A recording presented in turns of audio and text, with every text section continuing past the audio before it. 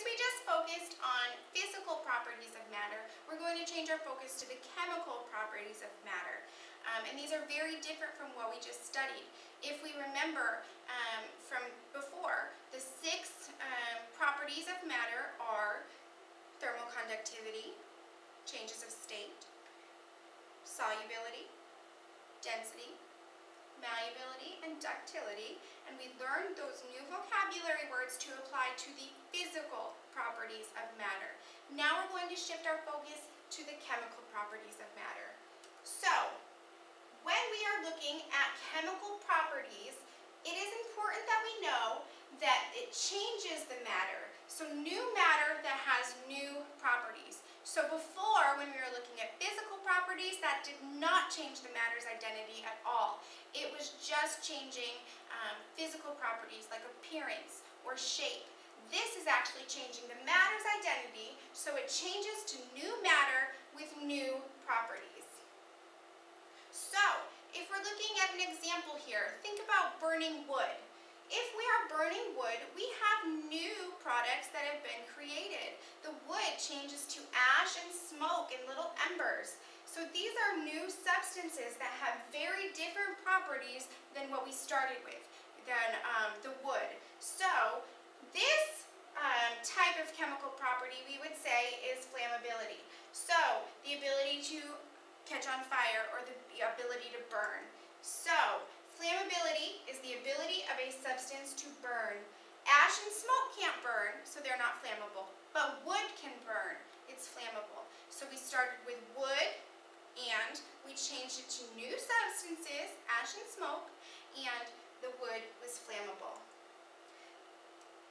So if we're looking at another chemical property, here's a picture of 2 nails. One's just a normal, regular nail. One looks like it's been left outside for a while, and you know what happens when you leave nails outside, they start to rust, right? So another chemical property is reactivity.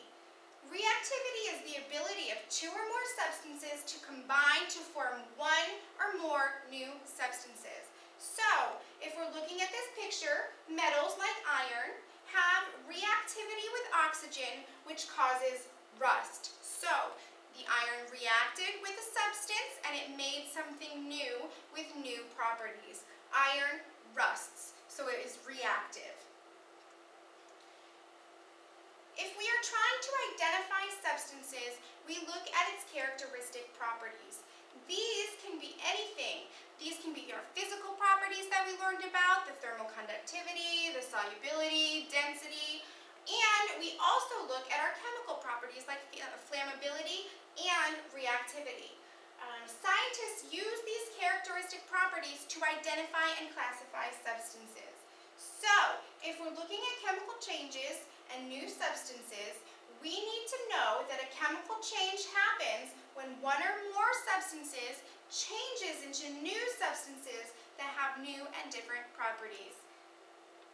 Chemical changes, chemical properties are not the same thing. Chemical properties of a substance describe which chemical changes will occur and which chemical changes will not occur. Chemical changes are the process, okay? So a property tells us what can and cannot happen, but a change is actually the process, so something that it undergoes. So if we know that wood is flammable, that's a property, but actually burning and being on fire and changing to smoke and ash, that's a chemical change. So the chemical change is when it actually changes to those new substances with the new properties. Chemical changes can help a battery work. Chemical changes help you digest your food. They happen all around you all the time. So here's one example that I provided for you. The Statue of Liberty hasn't always been this color. A long, long time ago when we first got her, she was actually an orange-brown color because she's made of copper. But over a long period of time, she reacted with the compounds and molecules in the air, and it formed a new color. She had a color change to what she is now.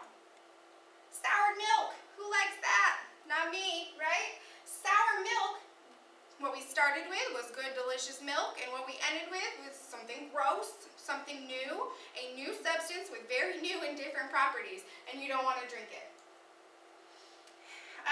Effervescent tablets. People use these for an assortment of things. When you put the tablet in the water, it reacts and it starts to form bubbles. You can see the change actually happen by the formation of those gas bubbles. And the magic of a shuttle launching, the gas that forms and the hot gas that explodes at the bottom here. This is where the chemical change is happening, where hydrogen and oxygen join and make water. So that helps the shuttle launch. So what happens during a chemical change? Think about making a cake. Okay? You start with your flour, your eggs, your sugar, baking soda, oil.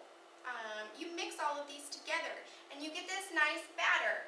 And when you put it in the oven and bake it, you end up with something completely different. Cake and batter, two very different things, right?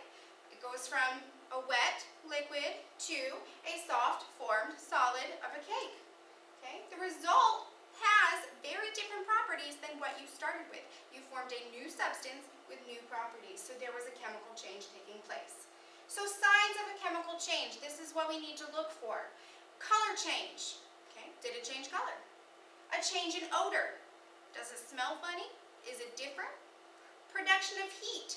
Is any heat coming off of it? Is it getting colder? Okay? Production of gas bubbles, what we just saw with the effervescent tablets, the gas bubbles forming in that reaction, or light or sound is being given off. Fire definitely has light, and it kind of has a sound to it, doesn't it? So, if we go back to the cake example, and we look at what's happening here in terms of a chemical change, we know that the batter is rising, it's turning a different color, it's maybe browning up, getting different. And when you cut the cake, you can see those little pockets of air where gas bubbles formed and released that gas from the cake. So, these are all signs that a chemical change has occurred. Color change, change in temperature, odor, production of gas bubbles, releasing heat or light, all changes of a chemical, signs of a chemical change. So, chemical changes change the identity of the matter involved. I keep saying it over and over because it's important to remember physical properties and physical changes do not change the matter. Chemical changes do change the identity of the matter. So, these changes are actually really hard to reverse. If you think about water, okay, water is H2O. It's made of hydrogen and oxygen. It can be reversed into separate elements such as hydrogen and oxygen, but it's hard to do. So if we're looking at chemical versus physical change, the most important question that you need to ask yourself is, did the composition change? Did the matter's identity change? So composition is the type of matter that makes up the object and the way that the matter is arranged. So if the composition has changed, okay, composition has changed, then we probably have a chemical change. If the composition or matter did not change, then it's physical. Okay? Physical changes do not change the composition of a substance. So if we look at water, okay, water is made of hydrogen and oxygen, and that does not change whether it's a solid, a liquid, or a gas. Chemical changes only happen when the composition has changed, when the matter has changed. When we burn wood, it changes to ash and smoke. So there was a change. So if we're reversing change, it's very hard to do.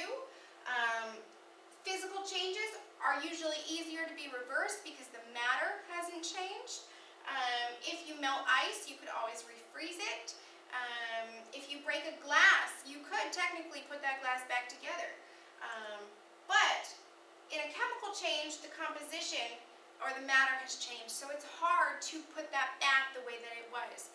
Thinking back to the cake example, can you take that batter that has now turned to a cake, okay? From the cake, can you turn it back to the batter?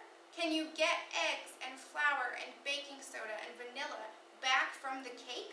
You can't. So it's hard to reverse. And another example is fireworks. That's a big chemical change. We all know fireworks. So once they explode in the air, okay, you couldn't put it back together if you tried. Even if you picked up all the little pieces of firework off of the ground, it's not going to change it back into a firework. So the difference between physical and chemical changes are that physical changes do not change the matter's identity, does not make something new, but chemical properties, chemical changes, change the matter's identity and make a new substance with new properties.